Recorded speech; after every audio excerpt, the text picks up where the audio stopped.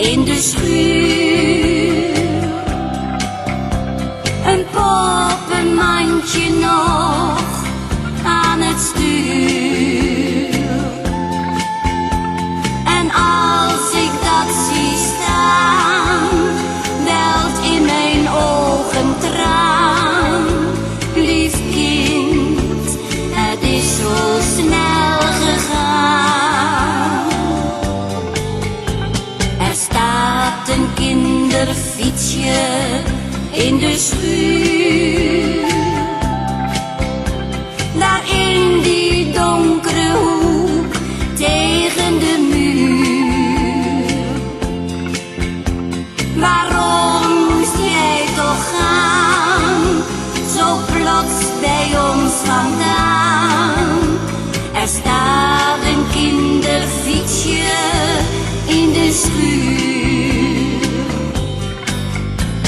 Toen jij bij ons kwam wonen, als weesje van 3 jaar, veranderde ons leven.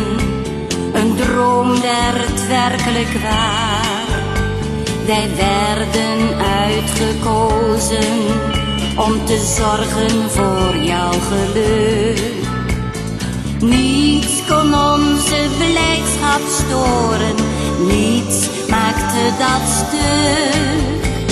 Er staat een kinderfietsje in de schuur. Een poppenmandje nog aan het stuur. En als ik dat zie staan, welt in mijn ogen traan. Lief kind, het is zo snel gegaan.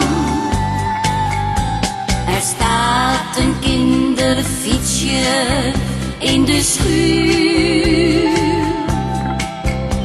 Daar in die donkere hoek tegen de muur. Waarom moest jij toch gaan, zo plots bij ons vandaan? Er staat een kinderfietsje in de schuur. De jaren gingen verder, toen kwam er plots een brief. Je moeder had geschreven en wilde je weer terug. Je mocht niet bij ons blijven, niets konden we nog doen. De vrouw die jou had weggegeven, daar moest jij terug naartoe. Er staat een kinderfietsje in de schuur. Een poppenmandje nog aan het stuur. En als ik dat zie staan, welt in mijn ogen traan.